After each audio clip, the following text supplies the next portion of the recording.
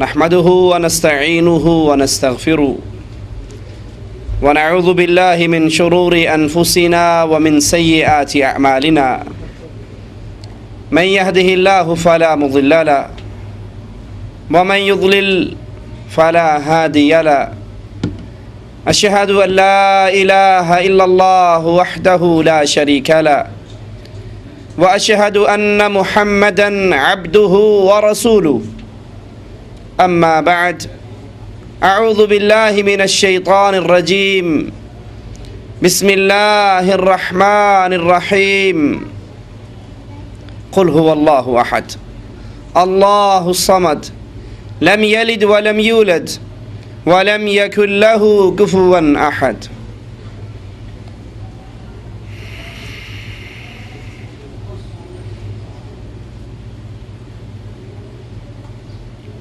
हमारी ये ज़िंदगी जो मालिक अज़्ज़ व जल की तरफ से दी हुई पहली और आखिरी मोहलत है, ये ज़िंदगी बेमकसद हमें नहीं मिली। इसका मकसद बड़ा अज़ीम है और वो मकसद क्या है? हमारे बाबा आदम अलैहिस्सलातु वस्सलाम को जब जन्नत से निकाला गया, इतने अजीम घर के छूट जाने पर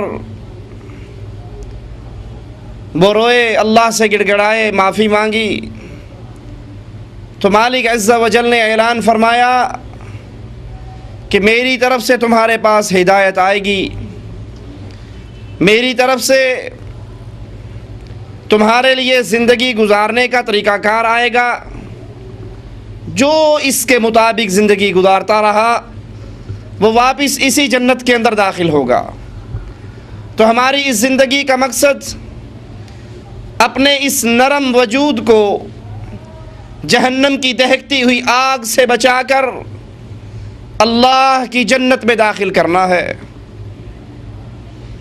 हदीस में आता है, सहाबा कराम का एक काफ़िला एक अमीर की अताअत में चल रहा। अमीर को शक हुआ, पता नहीं ये मेरी अताअत भी करेंगे या नहीं। उन्होंने हुक्म दिया कि आग जलाओ। जब आग जल पड़ी, उनसे कहने लगे अब इस आग में छलांगे मारो। तो सहाबा ने जवाब में क्या कहा कि इसी आग से बचने के लिए तो ला इलाहा इल्लल्लाह पढ़ा था, अगर आग ही में गिरना था तो इस्लाम लाने का फ़ायदा क्या हुआ? हमने ला इलाहा इल्लल्लाह के इकरार किया, तो अब इस आग में छलांग क्यों मारें? मेरी और आपकी ये ज़िंदगी हमें क्यों मिली है कि हम अपने इस जिस्म को, अपने इस वजूद को उस दहकती हुई आग से महफूज कर लें। और वो कैसे महफूज होगा? उसका तरीक़ाकार क्या है? मालिक अज़्ज़ व जल ऐलान फरमाता है, अल्लज़ी खलक़ल मौत वल हयात लियब्लुवकुम अय्युकुम अहसनु अमला। मैंने ये मौत और हयात क्यों पैदा की है? ये ज़िंदगी तुम्हें क्यों दी है? इस मौत और हयात के सारे निज़ाम को बनाने का मकसद क्या है? ताकि अल्लाह अज़्ज़ व जल ये देख ले तुम में से बेहतरीन अमल कौन करता है। अय्युकुम अहसनु अमला, अहसन अमल कौन करता है, बेहतरीन अमल कौन करता है। क्योंकि अमल जन्नत में जाने का सबब हुआ करते हैं। एक सहाबी रसूल करीम अलैहिस्सलातु वस्सलाम के हुजरे के दरवाज़े पर पानी लेकर, ताज़ा पानी लेकर रात को इंतज़ार करता है। अल्लाह के नबी अलैहिस्सलातु वस्सलाम बेदार होते हैं, अपने इस सहाबी को देखते हैं, खुश होकर कहते हैं मांग क्या मांगता है, सवाल कर क्या करता है। और ये नबी अलैहिस्सलातु वस्सलाम वो ज़ात है वमा यंतिक़ु अनिल हवा, जो अपनी मर्ज़ी से कलाम नहीं करते, अपने दिल से बात नहीं करते। ये तब बोलते हैं जब अर्श वाला इनको बुलाना चाहता है। कहते हैं मांगो क्या मांगते हो? अल्लाह अकबर। सहाबी इतनी बड़ी गारंटी सुन के कहते हैं या रसूल अल्लाह सल्लल्लाहु अलैहि वसल्लम, मेरे नबी का नाम आए तो कहा करें सल्लल्लाहु अलैहि वसल्लम। आप एक मरतबा कहेंगे, अर्श वाला आप पर अपनी 10 रहमतों का नज़ूल करेगा। या रसूल अल्लाह सल्लल्लाहु अलैहि वसल्लम, जब आपने ये कह दिया मांगो क्या मांगते हो, तो मेरा एक ही सवाल है, जिस तरह दुनिया में आपके दरवाजे पर खड़ा हूं, आपकी ज़ियारत नसीब हो जाती है, ऐ अल्लाह के प्यारे हबीब दुआ कीजिए अल्लाह जन्नत में मुझे आपका पड़ोसी बना दे। आपने कहा कुछ और मांग लो, कुछ और सवाल कर लो, कोई और डिमांड कर लो। उसने जुबान हाल से कहा बस एक निगाह पे ठहरा है फैसला दिल का। अल्लाह के नबी जन्नत में आपका पड़ोस मिल जाए, इसके अलावा जुबान पे कोई दुआ आती ही नहीं है। आपने कहा अगर अपनी दुआ में, अपने मुतालबे में सच्चा है तो फिर कसरत से सजदे करके मेरी मदद कर। तू सजदे कर, ज्यादा से ज्यादा नफल इबादतें कर, और ये सजदे कर करके मेरी मदद कर। इन अमाल की बुनियाद पर जब अल्लाह राजी हो जाता है तो ये अमाल जन्नत में जाने का सबब बन जाते हैं। अमल तो बहुत दुनिया करती है, अमल करने वाले बड़ी मेहनतें करते हैं। एक सवाल पैदा होता है, क्या हर अमल जन्नत में जाने के लिए सबब बन जाएगा? अमल करने वाले तो बताते हैं जी आप क्या अमल करते हो। हमारे हजरत थे, हमारे पीर साहब थे, हमारे शेख साहब थे, 40 साल तक कुएं के अंदर उल्टे लटक के जिक्र करते रहे। अरे भाई किसने फांसी पे लटकाया था इनको? एक अमल करने वाला उठता है जी आप क्या अमल करते हो। हमारे फला बाबा जी जो थे वो दरिया में एक टांग पर खड़े होकर उन्होंने चिल्ला काटा था। कभी आपने देखा है दरिया में एक टांग पे कौन खड़ा होता है? जो दरियाई इलाकों में रहने वाले भाई हैं उन्होंने देखा होगा पानी के अंदर एक जानवर है जो एक टांग उठाकर और सर नीचे डाल के खड़ा होता है। ये बगले की इबादत तुम्हारे दिन में किसने लगा दी?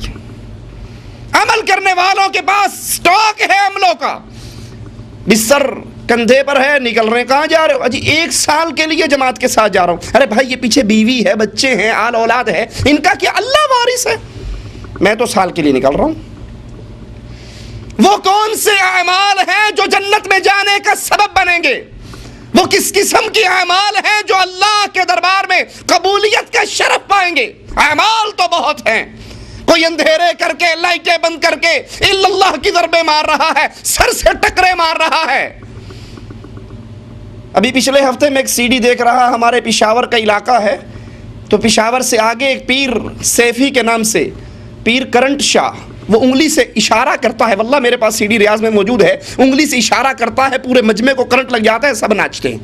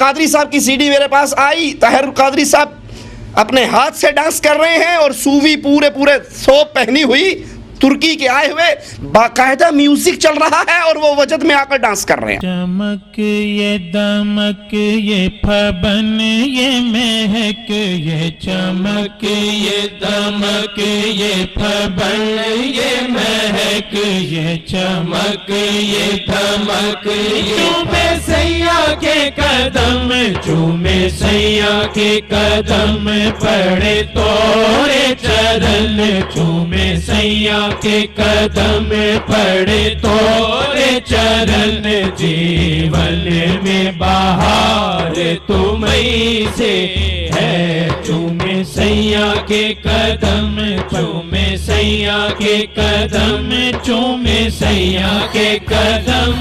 आमाल को अगर देखते हो, कोई साल के लिए जमात के साथ निकला हुआ, कोई पूरी जिंदगी के लिए निकला हुआ, कोई चिल्ले पे चिल्ला काट रहा है, कोई तस्बीह पे तस्बीह फेर रहा है, कोई दरियाओं के किनारों पे जाकर इबादतें कर रहा है,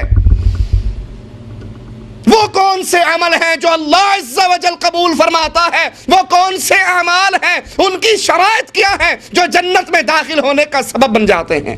जिसके लिए मालिक कहता है अल्लज़ी खलक़ल मौता वल हयाता लियब्लुवकुम अय्युकुम अहसनु अमला। तुम में अहसन अमल कौन करता है? अक्सर अमला नहीं कहा कि ज्यादा अमल कौन करता है। अहसन अमल। रसूलुल्लाह सल्लल्लाहु अलैहि वसल्लम तबूक के मौके पर अपने असहाबे किराम से सवाल कर रहे हैं। एक सहाबी ने सोचा मेरे पास तो कुछ भी नहीं, मैं क्या दूं अल्लाह नाम का। एक यहूदी के पास कहते हैं, जाते हैं और कहते हैं मुझसे कोई काम ले ले और कुछ खजूरें मुझे दे दे। वो कहता है ठीक है, तुम हमारे खेत में खजूरों को पानी दे दो और उसके बदले 100 खजूरें तुम्हें मिल जाएंगी। सारी रात ये सहाबी कुएं से डोल निकालते हैं और उसकी खजूरों के दरख्तों को पानी देते हैं। सुबह को वो 100 खजूरें देते हैं। ये सहाबी अल्लाह की रवा के लिए आधी खजूरें अल्लाह नाम के लिए निकाल लेते हैं, आधी अपने बाल बच्चों के लिए रख लेते हैं। रसूलुल्लाह सल्लल्लाहु अलैहि वसल्लम की अदालत में आता है, अल्लाह इस खजूरों के ढेर को इतनी कबूलियत का शरफ अता करता है कि सारे ढेर से बुलंदी इसको मिल जाती है। वो कौन से अमल है जो अल्लाह के दरबार में कबूल हो? उन अमाल की शराइत क्या है? रसूलुल्लाह सल्लल्लाहु अलैहि वसल्लम फरमाते हैं, आज एक आदमी ने अल्लाह नाम पर 1 दिरहम दिया। अल्लाह नाम पे कितने दिरहम दिए?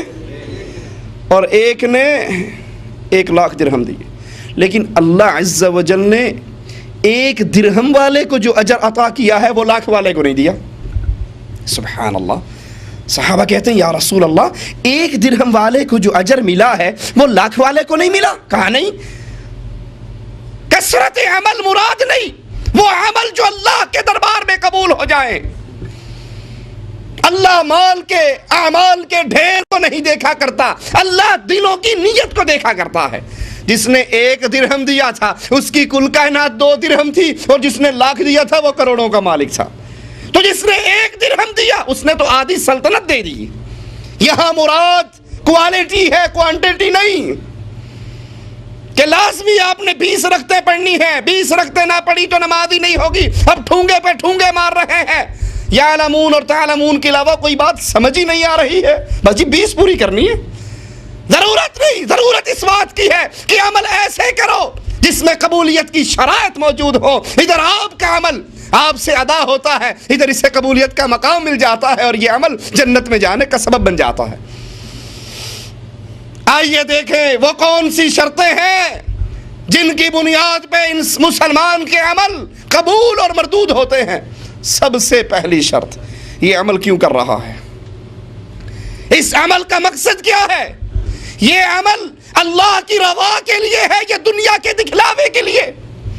बुनियादी शर्त अमाल की कबूलियत के लिए कि वो अमल रियाकारी ना हो, दिखलावा ना हो, अल्लाह अज़्ज़ा व जल के लिए इखलास हो, अल्लाह की रज़ा मकसूद हो। रसूलुल्लाह सल्लल्लाहु अलैहि वसल्लम फरमाते हैं, सबसे पहले जहन्नम की आग दहकाई जाएगी और उसमें डालने के लिए लाया जाएगा किसको? शहीद को। छोड़ दीजिए इस कैमरे को, बैठ जाएं, छोड़ दें इस कैमरे को। शहीद को लाया जाएगा।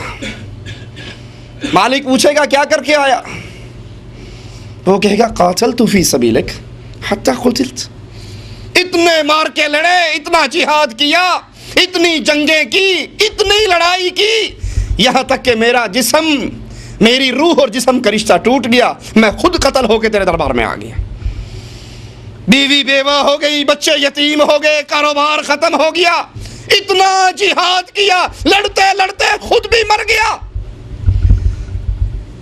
तूने जिंदगी दी, जिंदगी तेरे नाम पे कुर्बान कर डाली। मालिक कहेगा कज़ब्त, झूठ बोलता है, ये बात तो ठीक है कि तूने क़िताल किया, जंग की, जिहाद किया, मार के लड़े, लेकिन क्यों लड़े? युक़ालु लक जरी, ताकि लोग कहें ये बड़ा मुजाहिद है। अजी इधर जिहाद का नाम बुलंद होता है और सबसे पहले यही लड़ने के लिए पहुंच जाता है। तेरे दिल के अंदर ये नीयत थी, लोगों में तेरा चर्चा हो, लोगों में तेरा तज़किरा हो, लोगों में तेरी बातें हो, तेरी वसीयतें छपे, तेरे ऐलानात हो। फ़क़द क़ीला, जो तू चाहता था दुनिया वाले कर चुके हैं। इज़हबू बिही इलन नार, फरिश्तों इस शहीद को पकड़ो और ऊंधा करके जहन्नम में फेंक दो। अमल कर लेना बड़ी बात नहीं, अमाल का सरसद हो जाना बड़ी बात नहीं, बड़ी बात यह है ये अमल क्या उन शराइत पे पूरा उतरता है जिन शराइत पे मालिक इस अमल को कबूल करता है। अब शहीद कोई छोटा रुतबा है, कोई छोटा काम है? पैसा दे देना आम बात, वक़्त देना आम बात, अपनी जान देना आसान नहीं। रसूलुल्लाह सल्लल्लाहु अलैहि वसल्लम फरमाते हैं ये शहीद क़यामत के दिन आएगा, इसके जख्म खुले हुए, जख्मों से खून बहता होगा, लौनुहु का लौनुद्दम, उस खून का रंग तो खून का होगा, वरीहुहु का रिहुल मिस्क, लेकिन खून की खुशबू जन्नत की कस्तूरी की होगी। ये शहीद और ये शहादत बहुत बड़ा अमल, इस्लाम की चोटी जिहाद और जिहाद की चोटी शहादत, लेकिन ये शहीद लाया जा रहा है, इसको सबसे पहले जहन्नम में फेंका जा रहा है। पूछा गया क्या करके आया? मालिक जान कुर्बान करके आया। जवाब मिला नहीं, तेरा मकसद अल्लाह को राजी करना नहीं था, तेरा मकसद दुनिया में चर्चे, दुनिया में बातें, दुनिया की रवा, दुनिया वालों की सताइश। फ़क़द क़ीला, मकसद पूरा हो गया, इज़हबू बिही इलन नार, इसको जहन्नम में फेंक दो। कितना बड़ा अमल हो, चोटी का अमल हो, अगर वो अमल अल्लाह की रज़ा से खालिस नहीं है, उसमें दिखलावा है, उसमें रियाकारी है, उसमें चर्चे हैं, उसमें लोगों की पसंद और नापसंद है, तो याद कर लीजिए बर्बाद है वो अमल। दूसरे शख्स को लाया जाएगा, तुम क्या करके आए? अल्लाह तूने माल दिया था और मैं लुटाता रहा था, मैं सखी था, मैं कभी नहीं देखता था कितने बट गए कितने रह गए, बस आंखें बंद करके तेरे रास्ते में माल देता ही रहा। रात को आया उसको दिया, दिन को आया उसको दिया, सुबह में आया उसको दिया, कभी मेरे माथे पे बल ही नहीं पड़ा। मालिक कहेगा बात तो ठीक है कि तूने माल बांटा, लेकिन तू झूठ बोलता है कि तूने मेरे लिए बांटा, तूने लोगों को दिखलाने के लिए माल तकसीम किया। तेरे दिल में यह था लोग तेरे चर्चे करें, लोग तेरा तस्करा करें, लोग तेरी बातें करें। अजी उसके दरवाजे पे जो जाता है खाली आता ही नहीं है। बड़ा सखी है, दिल का भी सखी, माल का भी सखी। जब जाओ झोली भर के आओ, किसी को सवाली को खाली नहीं भेजता। तू ये चाहता था तेरे ये तस्करे दुनिया वाले करें। फ़क़द क़ीला, लोगों ने तज़किरे कर दिए, लोगों ने ये बातें कर दी, लोगों ने तेरे नाम के साथ सखी सरवर का लक़ब लगा दिया। फरिश्तों इज़हबू बिही इलन नार, इसको उठाओ और जहन्नम के हवाले कर दो। कितना बड़ा अमल है अपने माल को खर्च करना, जिस माल को आपने खून पसीने से कमाया हो, जिस माल के लिए आपने मेहनतें की हो, वो माल किसी और को दे देना छोटी बात नहीं है, बहुत बड़ा अमल है। लेकिन ये अमल जन्नत में जाने की बजाय जहन्नम में जाने का सबब बन रहा है। क्यों? ये अमल करते हुए अल्लाह की रवा मकसूद, रियाकारी मकसूद है, दिखलावा मकसूद। इसीलिए हदीस में आता है क़यामत का दिन होगा, मालिक रियाकारों से कहेगा अल्लाहुम्मा ला तजअलना मिनहुम वला मअहुम वला फीहिम। अल्लाह अपनी रहमत से हमें रियाकारों में शामिल न फरमाना।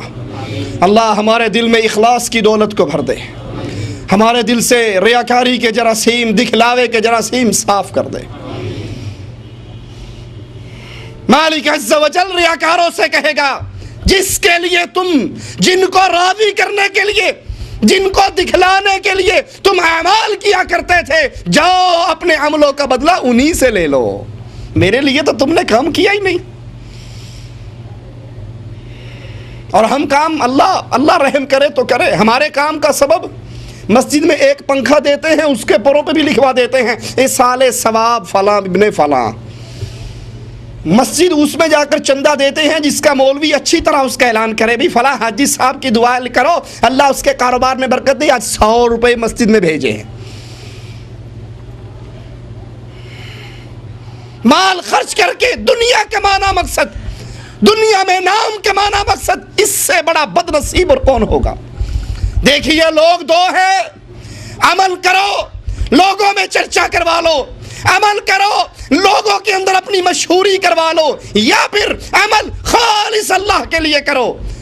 रसूलुल्लाह सल्लल्लाहु अलैहि वसल्लम फरमाते हैं मालिक जिससे मोहब्बत करता है उसका नाम जिब्राइल को बताता है, ऐ जिब्राइल फुला इब्ने फुला मेरा महबूब बन चुका है। अल्लाह उन खुश नसीबों में हमें भी शामिल फरमा ले अपनी रहमत से जिनसे तू मोहब्बत करता है। अल्लाह तुझसे तेरी मोहब्बत का सवाल करते हैं और उन लोगों की मोहब्बत का सवाल करते हैं जो तुझसे मोहब्बत करते हैं, उन अमाल की मोहब्बत का सवाल करते हैं जो तेरी मोहब्बत का सबब बन जाएं। जिब्राइल को मालिक बताता है फुला इब्ने फुला मेरा महबूब है, ऐ जिब्राइल तू भी उससे मोहब्बत कर। जिब्राइल उस आदमी का नाम 7 आसमानों में बुलंद करता है, फरिश्तों फुला इब्ने फुला अल्लाह का महबूब है, जिब्राइल का महबूब है, हर फरिश्ता उससे मोहब्बत करे। अल्लाह अकबर। चाहे अमल करके दुनिया वालों को राज़ी कर लो, चाहे अमल करके दुनिया वालों में चर्चे करवा लो, चाहे अमल करके मस्जिदों में ऐलान करवा लो, अपने इश्तिहार छपवा लो, अपने स्टिकर छपवा लो, अपने नाम अखबारात में ले आओ, चाहे अमल करके खालिस अल्लाह के लिए छोड़ दो और वो अमल आसमानों में तुम्हारे नाम बुलंद होने का सबब बन जाएगा। क्या करके आया? अल्लाह तूने माल दिया, मैंने सारा माल तेरे नाम पे बांट दिया, तीसरे को लाया जाएगा, तू क्या करके आया? ये कौन है? आलिम, कारी कुरान, दीन का दाई। ये जिस स्टेज पर मैं खड़ा हूं, ये स्टेज बड़ा अजीम स्टेज है। यहां पर खड़े होने वाला अगर अल्लाह की रज़ा मकसूद कर ले तो फिर उसके ये अमल जन्नत में जाने का सबब बन जाता है। और यहाँ पर खड़े होकर अगर लोगों के माथों पर पड़ने वाले बल को देखे और चौधरी जी की जेब को देखे तो ये दरवाज़ा जहन्नम का दरवाज़ा बन जाता।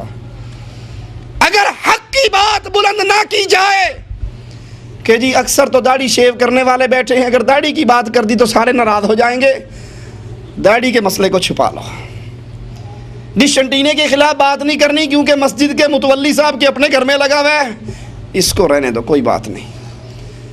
जो चौधरी है, जो तनख्वाह देता है, जो चंदा देता है, जो पैसे देता है, वो सिगरेटें पीता है, लिहाजा जुमे में सिगरेट के मसले को नहीं छेड़ना। अगर स्टेज पे खड़े होके लोगों को राजी किया, लोगों के माथों पे पड़ने वाले बल को देखा तो फिर उसके लिए जहन्नम की वईद है। और अगर यहां पर खड़े होकर कलमा हक को बुलंद किया तो फिर ये अमल इंशाअल्लाह अल्लाह कबूल फरमा ले तो जन्नत में जाने का सबब बन जाता है। रसूलुल्लाह सल्लल्लाहु अलैहि वसल्लम ने इसीलिए फरमाया था, वो आलिम जो हक की बात नहीं करता क़यामत के दिन उसके मुंह में जहन्नम की आग की लगाम डाली जाएगी। अल्लाहुम्मा ला तजअलना मिनहुम वला मअहुम। पूछा जाएगा मौलवी साहब क्या करके आए? कारी साहब, शेख साहब, आलिम साहब, मौलवी साहब, वो कहेंगे अल्लाह बस क्या बताएं, दिन रात दरस, प्रोग्राम, जलसे, आज यहाँ जलसा है, कल वहाँ जलसा है, परसों वहाँ दरस है, आज यहाँ। टाइम ही नहीं होता था तकरीर तैयार करनी और तकरीर करके आनी, इसी काम में लगा हुआ था। सारी उम्र मैंने तालीम देने, तालीम लेने, पढ़ने पढ़ाने में गुजार दी। मालिक कहेगा तू झूठ बोलता है, तूने ये अमल अल्लाह की रज़ा के लिए नहीं किया, लोगों को राज़ी करने के लिए किया, लोगों में चर्चा पाने के लिए किया, ताकि लोग कहें अजी मौलवी साहब बड़ा जी बयान कर जाते हैं, मज़ा आ जाता है।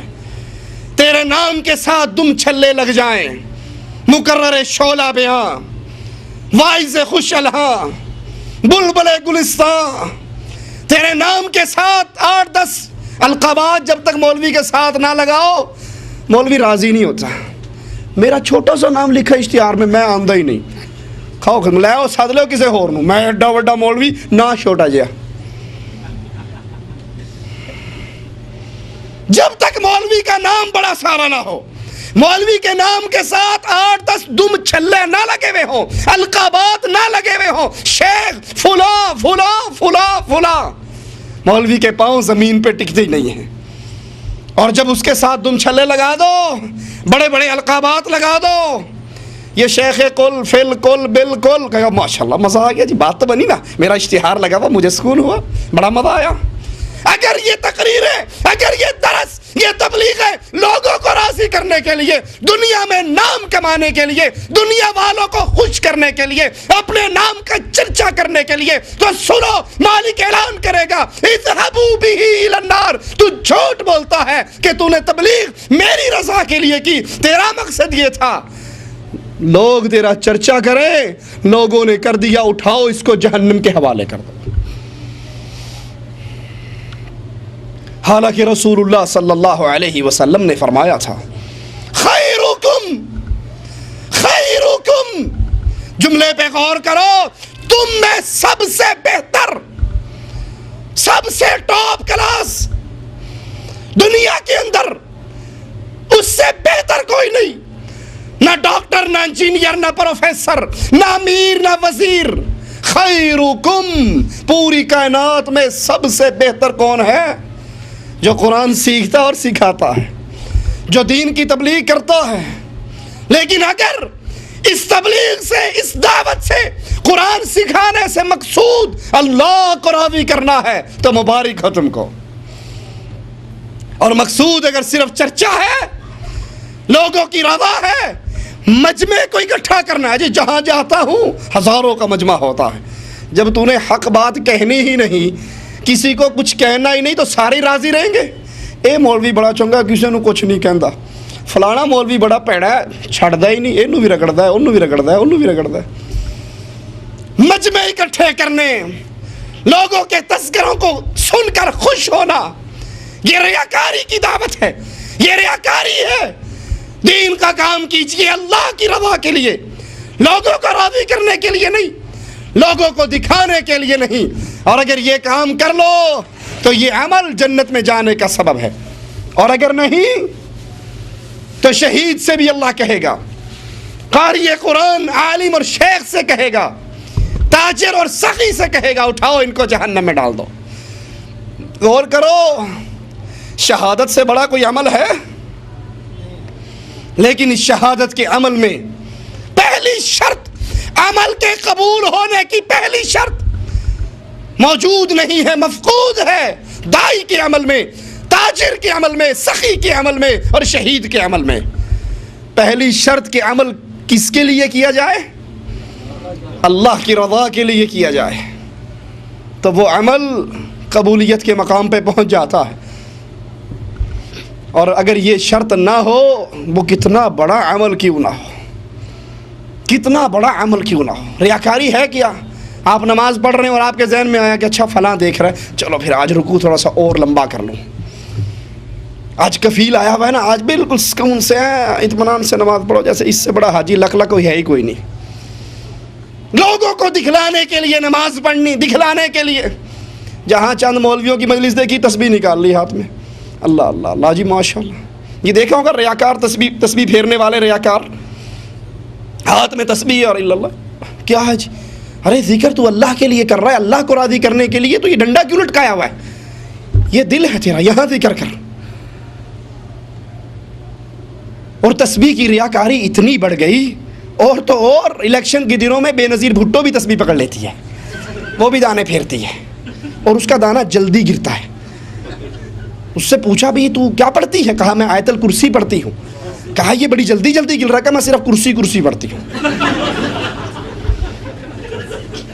ये रियाकारी है, लोगों को दिखलाने के लिए जिक्र करना। तस्बीह हाथ में, अभी तो तस्बीह तरक्की होती जा रही है, तस्बीह की जगह पे एक टक टक की मशीन आई है, हैं? और ये ऐसे बेहया और बेशरम रियाकार हैं, कहते हैं हम तस्बीह पर अल्लाह का जिक्र कर रहे हैं, और जिक्र करते करते कोई आदमी आ जाए, हाँ जी क्या हाल है, आपके बच्चे ठीक हैं, तबीयत ठीक है, और कारोबार, दाने चल रहे हैं। ये कौन सा जिक्र हो रहा है भाई? दाने, चूंकि उंगली फिरने की आदत हो गई, अब मुंह से गाली निकालो, जो भी करो, दाना गिर रहा है, ये तस्बीह हो रही है। तो पहली शर्त को याद कीजिए, अमल की कबूलियत की पहली शर्त, वो अमल अल्लाह की रज़ा के लिए हो। अगर अल्लाह की रज़ा के लिए हो, आपने सुना शहीद, ताजिर, सखी, माल बांटने वाला और आलिम कहाँ गया? जहन्नम में। आइए एक और अमल सुनते हैं। रसूलुल्लाह सल्लल्लाहु अलैहि वसल्लम फरमाते हैं, काफ़िला चल रहा है, काफ़िला क़याम करता है, सारे बिस्तर लगा के रात का आखिरी पहर लेट जाते हैं। उनमें एक शख्स है, वो भी लेट जाता है, और लेटे लेटे देखता है कि सारे सो गए, किसी की आँख मुझे देख तो नहीं रही है, कोई जाग तो नहीं रहा है। जब उसे यकीन हो जाता है कि सारे सो गए, चुप करके उठता है, वज़ू करता है और मुसल्ले पे खड़े होकर अपने रब के लिए नमाज शुरू कर देता है। अल्लाह उसके अमल को देखकर अपने अर्श पे मुस्कराता है। 2 रखते अगर उसने नमाज पढ़ी, उसका ये छोटा सा अमल अल्लाह को इतना प्यारा लगा, उसकी ये अदा इतनी अच्छी लगी, उस अमल को देखकर अल्लाह मुस्करा देता है। शहादत का अमल बर्बाद, दावत का अमल बर्बाद, अल्लाह के लिए माल खर्च करने का अमल बर्बाद, उसमें रियाकारी है। और अगर रियाकारी ना हो, दिखलावा मकसूद ना हो, अल्लाह की रज़ा मकसूद हो, तो 2 रखते उसको देखकर मालिक खुश हो जाता है। हदीस में आता है, एक शख्स क़यामत के दिन आएगा, उसके अंबार, नेकियों के अंबार में खजूरों का ढेर होगा।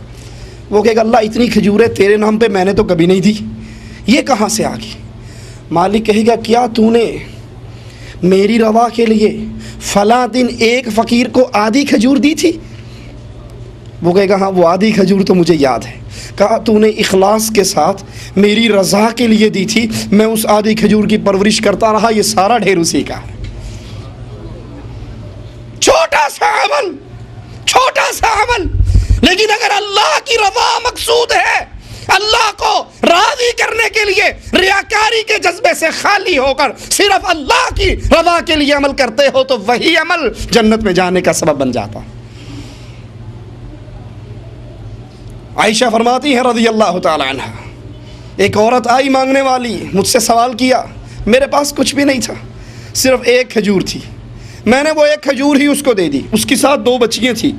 उस औरत ने उस एक खजूर को आधी आधी किया और 2 बच्चियों के मुंह में डाल दी।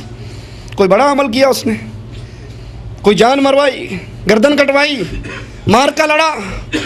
कहने लगी मैं बड़ी हैरान हुई और मैंने रसूलुल्लाह सल्लल्लाहु अलैहि वसल्लम जब आए उनको ये किस्सा बताया, कहा इसी अमल से अल्लाह ने राज़ी होकर उसको जन्नत दे दी है। छोटा सा अमल जन्नत में जाने का सबब बन जाता है अगर वो अमल अल्लाह की रज़ा के लिए किया जाए। रसूलुल्लाह सल्लल्लाहु अलैहि वसल्लम तशरीफ़ फरमा, एक शख्स दाखिल हुआ, आपने कहा कोई देखना चाहे जन्नती को, ये आने वाला जन्नती है।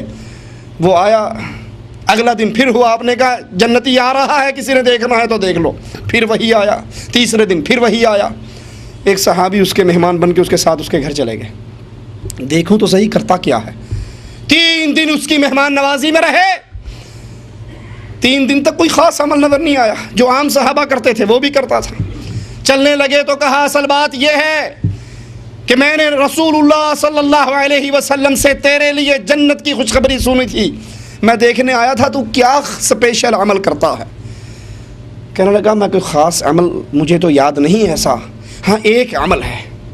देखो शहादत को भी सामने रखो, दावत दीन को भी सामने रखो, माल खर्च करने को भी रखो और इस एक छोटे से अमल को भी रखो। इस अमल में रियाकारी तो शहादत भी बर्बाद, और छोटे से अमल में रियाकारी नहीं, अल्लाह को राज़ी करने के लिए ख़ास, तो फिर वो छोटा सा अमल जन्नत में जाने का सबब नबी ने 3 दिन तक गारंटी दी। कहा एक छोटा सा अमल मुझे याद है, जब बिस्तर पे लेटता हूँ अपने दिल को पाक और साफ करके लेटता हूँ और ये कहता हूँ अल्लाह जिसने मुझ पर ज्यादती की मैं सारों को माफ करता हूँ, मेरे दिल में किसी के खिलाफ नफरत नहीं है। जिसने मुझ पर ज्यादती की, मुझे गाली दी, मारा पीटा, जुल्म किया, मैं सारों को अल्लाह तुझे राज़ी करने के लिए माफ करता हूं, मेरा दिल साफ है, किसी के लिए इसमें नफरत के जज्बात नहीं है। ये कहकर ये सो जाता है, रसूल इसके लिए 3 दिन जन्नत की खुशखबरी सुनाते। कोई बड़ा अमल है, लेकिन अमल में अल्लाह की रजा मकसूद है, दिखलावा नहीं, चर्चा नहीं, शोर नहीं, शराबा नहीं, ढोल और ढमक्के नहीं कि हमारे नाम के इश्तिहार छप जाएं, बैनर छप जाएं, अल्लाह राजी हो जाए। अगर अल्लाह को राजी करना चाहते हो तो छोटे छोटे अमल आपकी और मेरी जन्नत में जाने का सबब बन सकते हैं। और अगर ये पॉइंट नहीं है तो बड़े से बड़े अमल कर लो, अमलों को स्टॉक कर लो, अमाल इकट्ठे कर लो, उनमें रियाकारी होगी तो वो सारे अमाल रेत के ज़र्रात की तरह उड़ा दिए जाएंगे। दूसरी शर्त अमल की कबूलियत के लिए अल्लाह की रज़ा। सिर्फ अल्लाह की रज़ा से काम नहीं चलता, लाजमी है अल्लाह की रज़ा भी हो और वो अमल सुन्नत मोहम्मद करीम सल्लल्लाहु अलैहि वसल्लम के मुताबिक भी हो। अल्लाह को भी राज़ी करना है और फिर मर्जी आपकी और मेरी नहीं, जैसे चाहे कर लें, जो चाहे कर लें, बस अल्लाह को राज़ी करना है। अब सारी रात अंधेरे करके सरबे मारते रहो, टकरे मारते रहो, दरबारों का तवाफ करते रहो, गैरुल्लाह को पूछते रहो और समझो जी बस अल्लाह को राज़ी करने के लिए देखो मैं क्या कुछ कर रहा हूं। शर्त यह है अल्लाह को राज़ी करना, एक शर्त अमल की कबूलियत की। दूसरी शर्त ये अमल मेड इन इंडिया है, मेड इन पाकिस्तान है, मेड इन देवबंद है, मेड इन बरेली है, मेड इन रायमंड है या मदीने वाली सरकार का हुक्म है। अगर इस अमल पे दुनिया जहान के मौलवियों के ठप्पे हैं, इमाम आज़म, कायद आज़म मोहम्मद करीम की मोहर नहीं है, ये अमल बर्बाद है, कबूल नहीं होगा। मिसाल देके समझा दूं, ये आपने सऊदीया में देखा पेप्सी की मशीन लगी हुई है रोड के ऊपर, देखते हो 1 रियाल डाल के पेप्सी निकाल लेते हो। कभी इसके अंदर इंडिया वाला रुपया डाल के पेप्सी निकाल लिया आपने? कईयों ने कोशिश तो की होगी जब नए नए आए होंगे कि रियाल 16 रुपए का है तो ये 1 रुपए से निकल आए। पाकिस्तान का रुपया डालो, इंडिया का रुपया डालो, पेप्सी निकलेगी? नहीं निकलेगा। क्यों? क्योंकि उसके अंदर कंप्यूटराइज्ड एक ठप्पा लगा हुआ है हुकूमत सऊदी अरब का, जो उस ठप्पे के मुताबिक नोट आएगा वो कंप्यूटर उसको चेक करेगा, टैली करेगा, उसके मुताबिक होगा तो बटन सारे लाल हो जाएंगे, भी जो मर्जी बोतल निकाल ले। और अगर उसके मुताबिक नहीं होगा तो वो कंप्यूटर फेंक के मारेगा, पकड़ अपने रुपए का, पेप्सी लेने के लिए आया और उसके मुताबिक है नहीं। ये ममलकत सऊदी अरब है। अल्लाह इस हुकूमत की हिफाजत फरमाए, इस मुल्क की हिफाजत फरमाए, यहाँ के उलमा की हिफाजत फरमाए, यहाँ के अमन की हिफाजत फरमाए, यहाँ के हुकाम की हिफाजत फरमाए। अब उस मशीन में एक सेटअप है कि इस सऊदी अरब के अंदर ना बाबा जिना का नोट चलेगा, ना बाबा गांधी का नोट चलेगा, यहाँ चलेगा तो मलिक फहद का चलेगा, मलिक अब्दुल्लाह का चलेगा, उसका वो नोट लेकर आओ। यहाँ पे सिक्का सऊदी हुकूमत का चलता है और लोगों क़यामत का दिन होगा, वहां पे सिक्का ना पीर का, ना फकीर का, ना मौलवी का, ना इमाम का, सिक्का होगा तो मोहम्मदुर रसूलुल्लाह का। मीज़ान अकबर, सबसे बड़ा तराजू मोहम्मदुर रसूलुल्लाह सल्लल्लाहु अलैहि वसल्लम। मुहम्मदुन फर्कुम बैनन नास, ना 4 इमाम, ना 12 इमाम, ना दिल्ली वाले, ना बरेली वाले, ना रायमंड वाले, ना देवबंद वाले, ना मुल्तान शरीफ वाले, ना पाक पतन शरीफ वाले। यहाँ एक ही शरीफ का जिक्र हो रहा है, वो मुहम्मदुर रसूलुल्लाह है। मुहम्मदुन फर्कुम बैनन नास। जन्नत का दरवाजा खुलवाना चाहते हो तो चाबी क्या है? अपने हर अमल पे मोहर लेकर आओ, मुहम्मदुर रसूलुल्लाह सल्लल्लाहु अलैहि वसल्लम। अमल की कबूलियत की दूसरी शर्त, आपका वो अमल अपनी मर्जी से है, पीर की मर्जी से है, शेख की मर्जी से है, इमाम की मर्जी से है, या इमामुल अंबिया मोहम्मद की मर्जी से है सल्लल्लाहु अलैहि वसल्लम। अगर नबी की मर्जी है तो छोटा सा अमल भी काफी है, अल्लाह कबूल कर ले। और अगर नबी की मर्जी नहीं, नबी की मोहर नहीं, नबी का मुआफका नहीं, आमाल का ढेर लगा लो, ये रेत के ज़र्रात की तरह उड़ा दिए जाएंगे। आइए आपको मिसाल सुनाता हूँ। हदीस में आता है रसूलुल्लाह सल्लल्लाहु अलैहि वसल्लम ने एक सहाबी को देख जो काफ़ी कमज़ोर हो गए। पूछा क्या बात है, इतना कमज़ोर क्यों हो गया? सुनना, अच्छा ये पता नहीं वहाबड़े क्या कहते रहते हैं, खाना सामने रख के कुरान पढ़ लिया जाए तो क्या हर्ज है, खजूर की गुठलियों पे आयते करीमा का विर्द करा लिया जाए तो क्या हर्ज है, कुरान खानी करवा के दरवेश का मुंह भर के उस सारे सवाब को बिल्टी मुर्दे के नाम कर दिया जाए तो क्या हर्ज है? हैं? कब्र पे खड़े होके अजान दे ली जाए तो क्या हर्ज है? कब्र पे खड़े होके सूरत यासीन पढ़ ली जाए तो क्या हर्ज है? हर्ज क्या है? हर्ज ये है जिन अमाल का जिक्र कर रहे हो ये अमल मोहम्मद करीम ने नहीं किए, इससे बड़ा भी कोई हर्ज होगा? पूछते हैं क्या बात है, कमजोर क्यों है? तीजा, नावा, 10वां, 7वां, 40वां कुल बरसी शबरात कुंडे करवाने वालों, अपने ईमान का कुंडा ना करवाओ। हर अमल से पहले देखो मेरे नबी ने किया है या नहीं, ढकोसले नहीं चलेंगे। यहां पर नबी की सुन्नत की तबाह चलेगी। क्यों कमजोर हो गया? कहता या रसूल अल्लाह सल्लल्लाहु अलैहि वसल्लम, कई साल गुजर गए मुस्तकिल रोजा रख रहा हूं। मुस्तकिल कौन? सहाबी रसूल। यारो ये दीन बड़ा निराला दीन है, ये बड़ा खरा दीन है, ये बड़ा खालिस दीन है। इस दीन में मौलवी, शेख, इमाम, पीर, मुर्शद की बात नहीं, सहाबी की मर्जी भी दीन नहीं बना करती। ये दीन दूध है, दूध समझते हो ना? खालिस दूध कौन सा होगा? जो भैंस के थन से निकाला जाए, हैं? उस दूध को कहते हैं खालिस दूध। जो भैंस के थन से धार निकल रही है, खालिस है। अगर कोई कहे अजी वो देखो जो वो दूधी है ना बेचने वाला, वो उसमें नलके का पानी मिलाता है, कोई बारिश का पानी मिलाता है, कोई नहर का मिलाता है, देखो मैं कितना शरीफ हूँ, मैं उसमें आबे ज़मज़म मिलाता हूँ।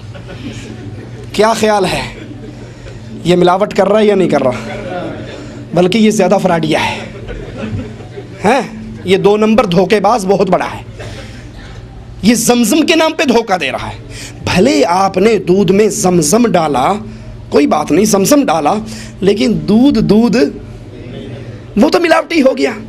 इस दीन इस्लाम में आप पीर को डालो, शेख को डालो, इमाम को डालो, मुर्शद को डालो, 12 को डालो, 18 को डालो, आपने दीन मोहम्मद को खालिस नहीं रहने दिया। खालिस दीन क्या है? काल अल्लाह काल रसूल, बस। अल्लाह अकबर। कहा 1 साल गुजर गया रोज़े रख, कई साल गुजर गए रोज़े से रह रहा, रातों को तहज्जुद पढ़ने वाला। अल्लाह के नबी ने क्या कहा? अब सोच किसकी है ये? वो भाई गौर करें जो कहते हैं जी मरने के बाद तीजा करवाने में हरज क्या है, 7वें में हरज क्या है, 9वें में हरज क्या है, 10वें में हरज क्या है, कुरान ही पढ़ा जाता। इससे बड़ा कौन सा गुस्ताख होगा? कह रहा था कुरान खानी भी हराम है, कुरान पढ़ना हराम है, हरज क्या है? आओ हरज बताऊं। सहाबी कहते हैं कई साल गुजर गए मुस्तकिल रोजे रख रहा हूं। अल्लाह के नबी ने फरमाया मा साम मन साम दहर, जिसने हमेशा रोज़ा रखा उसका एक रोज़ा भी अल्लाह कबूल नहीं करेगा। अल्लाह अकबर।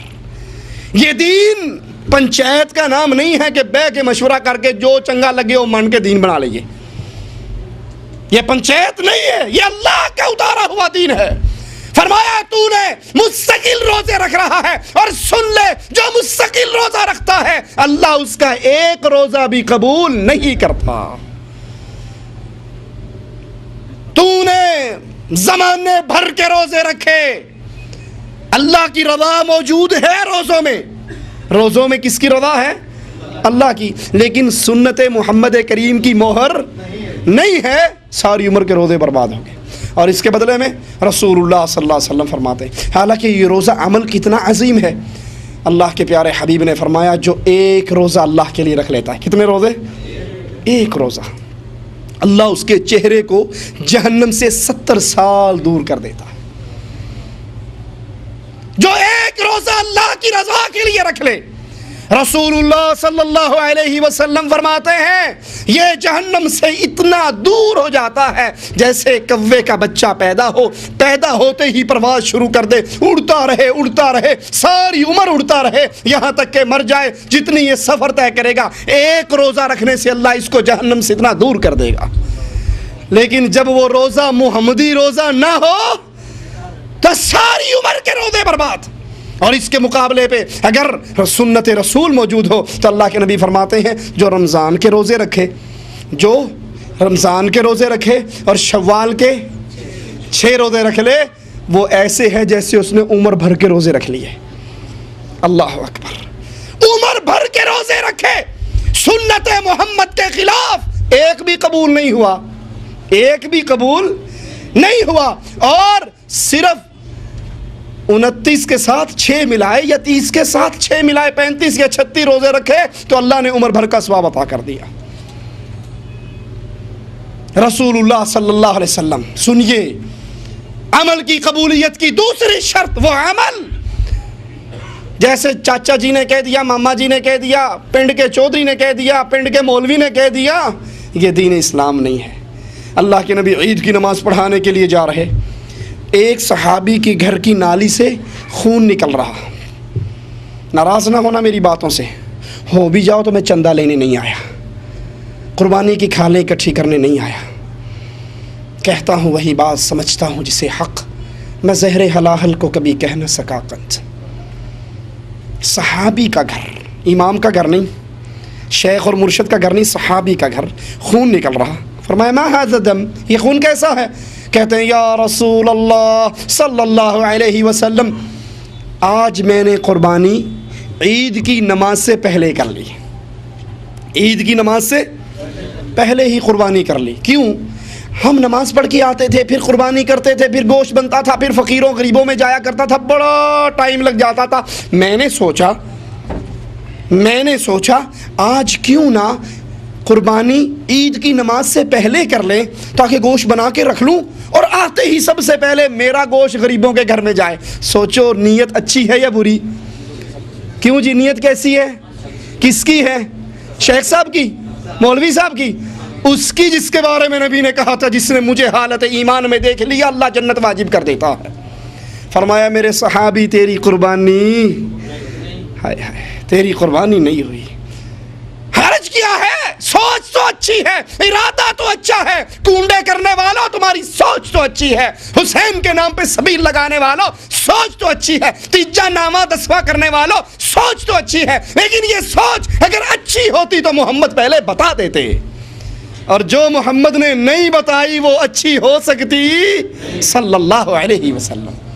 फरमाया सहाबी तेरी कुर्बानी नहीं हुई, कुर्बानी करनी है तो मोहम्मद के तरीके पे चलना पड़ेगा सल्लल्लाहु अलैहि वसल्लम। हज का सफर अल्लाह के नबी आ रहे, एक सहाबी गिर के बेहोश हो गए, लोगों ने साया किया, पूछा ये क्या है? कहा ये जब मदीने से चला था इसने तभी नियत की थी कि हज का सफर है, नबी का साथ है। कितना मुबारक सफर है, कितना मुबारक सफर है, इतना मुबारक सफर।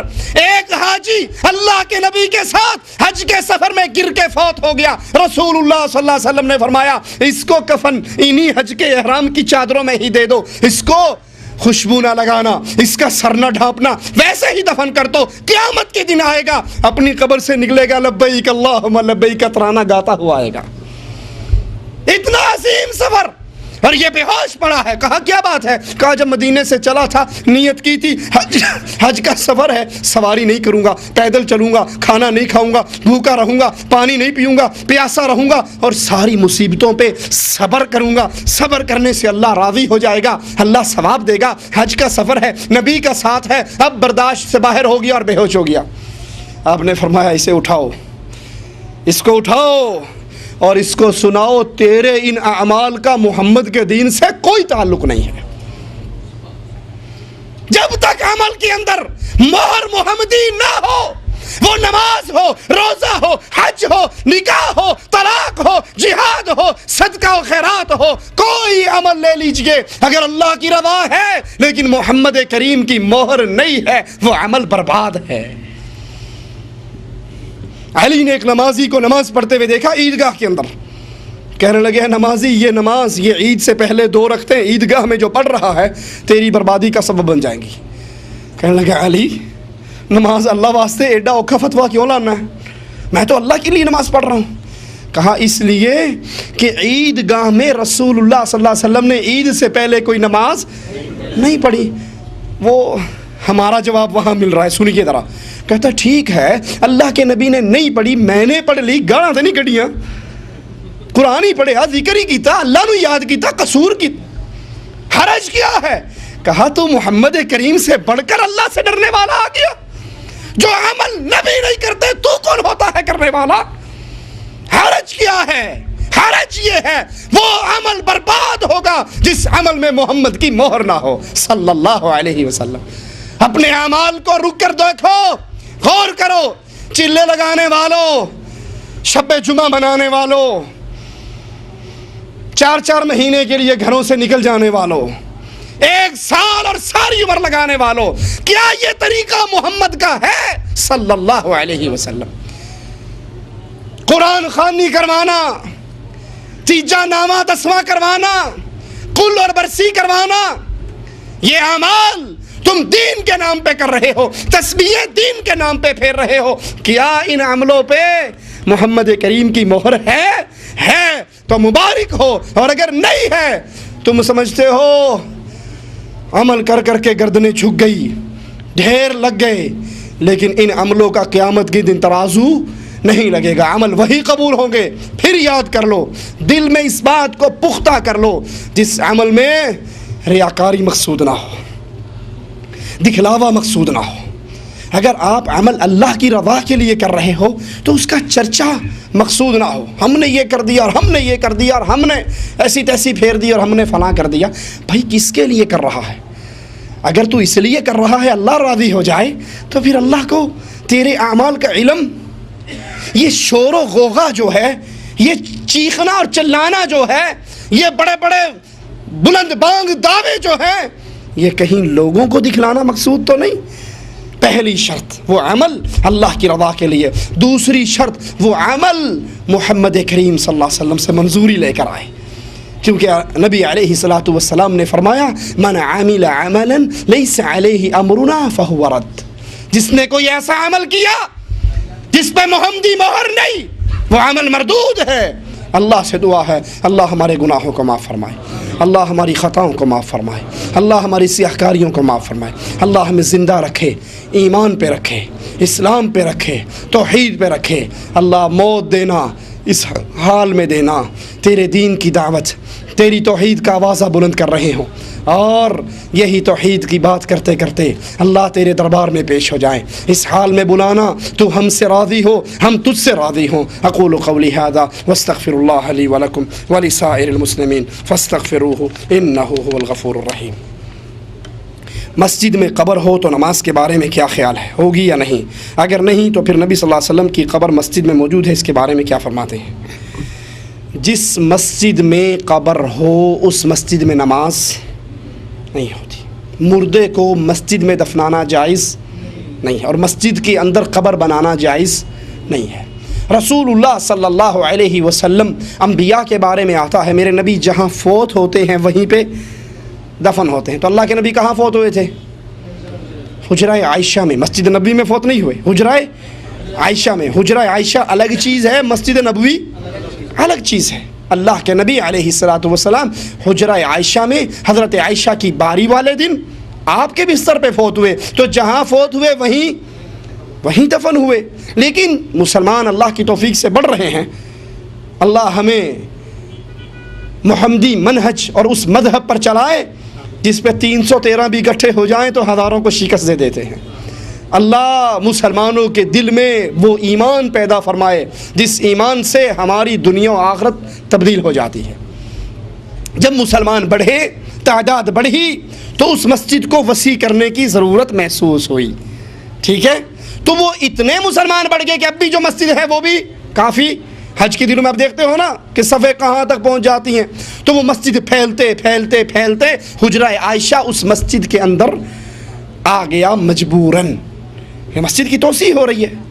फिर उसके गिर्द भी अल्लाह ने मुसलमानों को तौफीक दी, यूं 3 दीवारें हैं, 2 दीवारें यूं और 1 दीवार यूं, तकोनी दीवार बनाकर उसको उसमें बंद कर दिया गया है। तो वो हुजरा आयशा है, नबी सल्लल्लाहु अलैहि वसल्लम की कब्र मस्जिद नबवी में नहीं, लेकिन उसकी तोसी करते हुए अल्लाह के नबी अलैहिस्सलातु वस्सलाम की ज़ौजा मोहतरमा का वो हुजरा उसमें आ गया। वो उस हुक्म में नहीं जो हुक्म दूसरी मस्जिदों में है। लिहाजा जिस मस्जिद में कब्र हो वहाँ नमाज पढ़ना हराम है। दरगाहों पर मस्जिदें बनी हुई उनमें नमाज नहीं होती, या जिस मस्जिद में कब्र बनी हो उसमें नमाज नहीं होती। रसूलुल्लाह सल्लल्लाहु अलैहि वसल्लम की कब्र चूँकि हुजरा आयशा में थी, मस्जिद की तोसी हुई, तोसी होने के सबब वो उसमें आई, लिहाजा वो उस हुक्म में शामिल नहीं होगी। वल्लाहु आलम।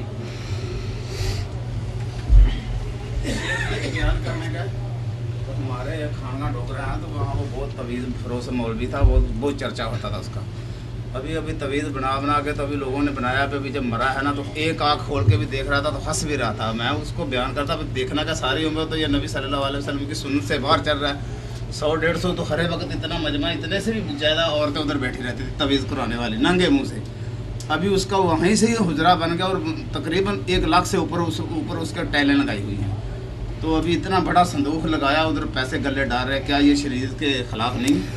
भाई ने सवाल किया है कि हमारे यहाँ पंजाब के एक इलाके में शेखपुरा के करीब एक खानका डोगरा में एक तावीज़ फरोश तावीज़ लिखा करता था और वो मर गया। और जब मर गया, मरने के बावजूद उसकी एक आँख खुली हुई थी और हंस रहा था। ठीक है, और अब उसका बहुत बड़ा दरबार बन गया, उस पर टाइलें लग गई और चंदे का बहुत बड़ा गल्ला लग गया और दुकानदारी शुरू हो गई। पहली बात तो ये तावीज़ फरोशी ही हराम है। रसूलुल्लाह सल्लल्लाहु अलैहि वसल्लम ने फरमाया, मन तअल्लक़ तमीमतन फ़क़द अशरक, जिसने तमीमा तावीज़ लटकाया उसने शिरक किया। जो तावीज़ फरोश है, और तावीज़ फरोश भी हमारे यहाँ के, या अली या हसन या हुसैन या जिब्रील या मिकाइल। अशरफ अली थानवी साहब ने बहिश्ती ज़ेवर में एक और तरह का तावीज़ लिखा है, उसमें यहाँ तो जिब्राइल मिकाइल हसन हुसैन है ना, तो वहाँ पर फ़िरऔन हामान कारून शद्दाद, माशाअल्लाह तरक्की करते करते बंदा कहीं भी पहुँच जाता है। ठीक है, तो ये तावीज़ फरोश मुशरिक हैं, जो शिरकिया तावीज़ लिखते हैं ये मुशरिक हैं। नंबर 1। नंबर 2, मरते हुए उसकी एक आँख खुली थी और हंस रहा था। बड़े जालिम मुरीद हैं, जिंदा पीर को दफना दिया। अरे जिसकी एक आँख खुली हो, आंखें सारी बंद हो, सब कुछ बंद हो, सिर्फ दिल ही धड़कता रहे, तो पिछले कहते हैं हो सकता है अल्लाह शिफा दे दे, हो सकता है जी जवे। लेकिन ये जो हमारे यहाँ के सूफिया कराम हैं, ये मरने के बाद भी जिंदा रहते हैं। ये मरते नहीं हैं, ये ज़िंदा रहते हैं। अशरफ अली थानवी साहब की किताब है अशरफुस सवाने जिल्द 1 सफ़ा 220, उस पर वो अपने परदादा का वाक़या लिखते हैं कि हमारे परदादा जा रहे थे और रास्ते में हमला हो गया, डाकुओं ने मार दिया, पीट दिया, काट दिया, सारे मर गए। इधर मर गए, उधर जब रात हुई तो वो परदादा मिठाई का डब्बा लेके हमारी दादी अम्मा के पास पहुँच गए। सुभान अल्लाह। और कहा किसी को ना बताना, और अगर तुम किसी को नहीं बताओगी तो ये मिठाई का डब्बा लाता रहूँगा और आता रहूँगा। सुबह उसने वादा कर लिया नहीं बताती। सुबह जब हुई तो बेगम साहबा को ख्याल हुआ कि घर में मर्द कोई है नहीं, लोग मिठाई खाते बच्चों को जब देखेंगे तो कितनी बातें बनाएंगे। उन्होंने कहा भाई वो अशरफ अली थानवी का दादा आया था। थानवी सब कहते हैं उसके बाद हमारा दादा फिर कभी नहीं आया। ये मर भी जाते हैं और फिर भी जिंदा रहते हैं। मौलवी ज़िक्रिया साहब फ़दाइल सदक़ात में लिखते हैं कि एक आए का जी मरने की जगह, उन्हें अंदर खुली जगह मर जा। वो आया, तवाफ़ किया, नमाज़ पढ़ी, लेटा, मर गया। मरने के बाद जब मैंने नहलाया, याद करना, नहलाया, कफनाया, दोहलाया, आराम से पड़ा रहा जी में जो करना कर ला, मैं तो लम्हा पे। जब कब्र में रखा अंगूठा पकड़ लिया, आंखें खोल दी, मैं गुदगुदी कर दी होगी या चुटकी काट ली होगी। कहा हजरत आप सैयद जी जिंदा हो? कहा मैं जिंदा हूँ, अल्लाह का आशिक जिंदा ही रहता है, हमारे लिए मौत नहीं, असली किराएदार मकान बदल दे उन्हें सिर्फ। ये अजीब मुर्दे हैं, मरने के बाद भी जिंदा रहते हैं। और मेरे मोहम्मद करीम सल्लल्लाहु अलैहि वसल्लम की वफात पर फातिमा ने कहा था, वाह बचा, ऐ मेरे बाबा जन्नतों की तरफ आप चले गए। कहा जाबिर वो जिगर तुम्हारा, वो दिल कहाँ से आया कि तुमने अपने नबी के जिस्म मुबारक पर मट्टी डाल दी? कहा हमने राजी खुशी नहीं डाली, हम तो मजबूर हैं इस इस्लाम के अंदर। तो ये ड्रामाबाजी और झूठ और धोखेदही है कि वो मरने के बाद भी बातें करता रहा। तो फिर तुम गुस्ताख हो, हम गुस्ताख नहीं है पीरों के कि जिंदों को दफना देते हो। हमारे यहाँ तो मुर्दों को दफनाया जाता है, जिंदों को नहीं।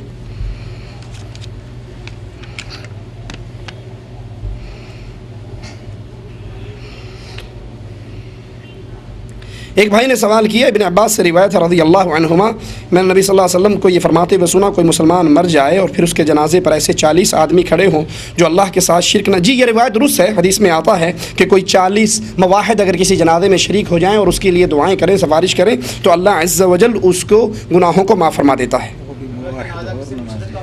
जनाजा मुशरफ लितर पहन के घूम, शर्त यह है मरने वाला मुवाहिद हो, मरने वाला ख्वाजा का बंदा ना हो, गरीब नवाज का बंदा ना हो, वो अल्लाह का बंदा हो, हजवेरी को दाता कहने वाला ना हो, या अली मदद के नारे लगाने वाला ना हो, और हाँ नमाज का तारिक भी, मवाहिद सीधी सी बात, मवाहिद और नमाजी, बेनमाज भी मवाहिद। अजी मौली साहब असी बड़े पक्के मवाहिद हैं, फजर की नमाज कभी भी नहीं पढ़ी, चिट्टा तोता या काफर।